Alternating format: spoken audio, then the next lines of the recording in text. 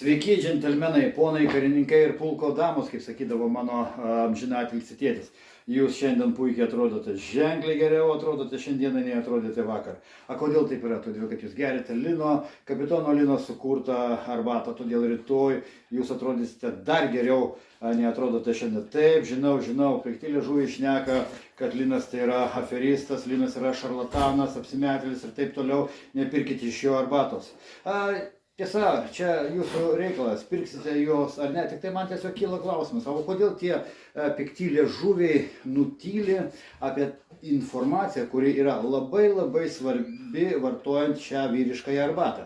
Ar jie nežino, ar jie specialiai jums nesako. Taigi prisėskime ir pašnekėkime apie tai, kas čia yra šarlatanas, o kas yra tikrai norintis jums padėti ir ką reikia iš tikrųjų žinoti apie šią vyrišką arbatą. Taigi, sėdam ir šnekam. Brač, bandžiau atsisėsti, bet neišeina, todėl kad čia reikia visko prisidėlioti.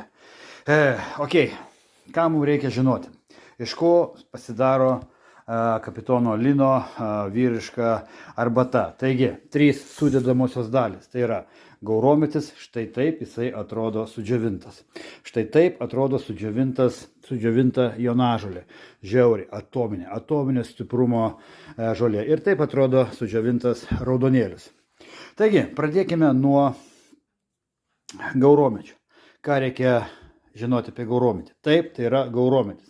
Tačiau jis tokiam pavidale, tokiam džiovintam, jisai naudojimu yra netinkamas. Ir čia dar tik tai džiovintas gaurometis. Čia ne Ivančiai.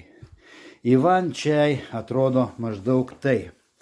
Taip atrodo fermentuotas gaurometis. Ir tai yra toks yra skirtumas, tai yra 3 dienų fermentacija, vidutinė fermentacija, aš mėgstu ją tokią. Taigi, skirtumą matote? Toks ir toks. Taigi, daugelis pardavėjų tą vadinamą vyrų arbatą parduoda tiesiog iš džiovinto gauromečio. Kodėl negalima gerti džiovinto gauromečio? Todėl, kad džiovintas gaurometis turi savyje tokių cheminių elementų, kurie gali pakenkti silpnas kepenis. O ilgiau vartojant, jisai pradeda pažeidinėti kepenis ir visiškai sveikų žmonių. Todėl šitas gaurometis yra fermentuojamas.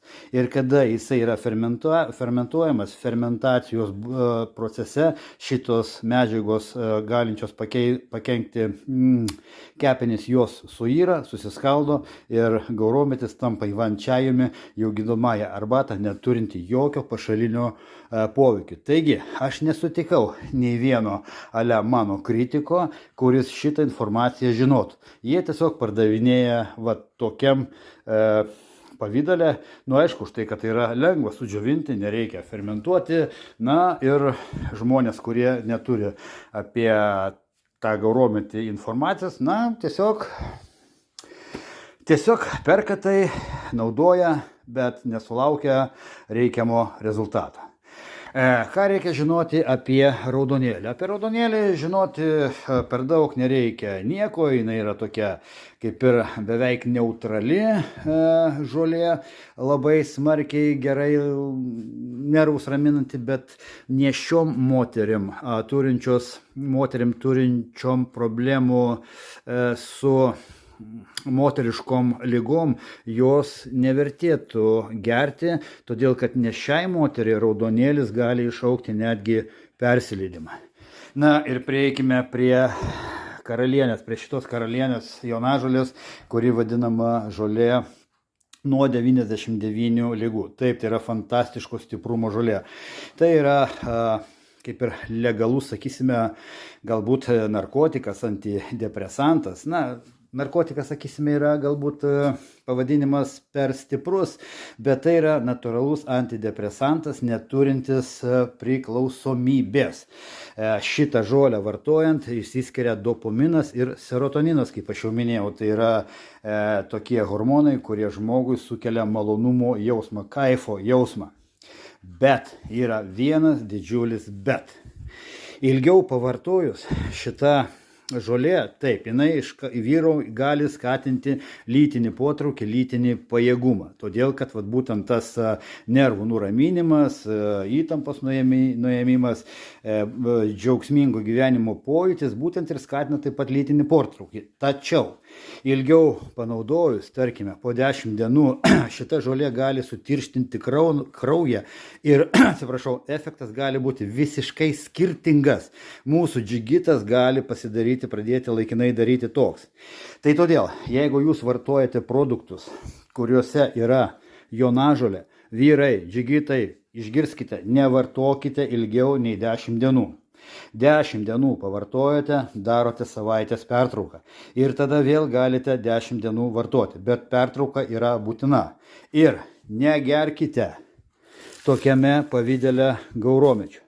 Taip, tai arbata yra skani, viskas yra tvarkoj, bet čia yra tik gaurometis, bet ne Ivan Čai. Ne ta legendinė garsioji rusiška arbata, kurią gerdami rusų vyrai išlaikydavo savo lytinę potenciją net ir iki 100 metų. Jinai turi būti fermentuojama. Vat štai tokiame pavidale. Oi, pavargau šiandien visą dieną užsiminėjau konsultacija, tai liežuvis pinasi, pavargęs esu, iš tikrųjų, taip kaip pasakysim, emociškai per tą burbuliaciją.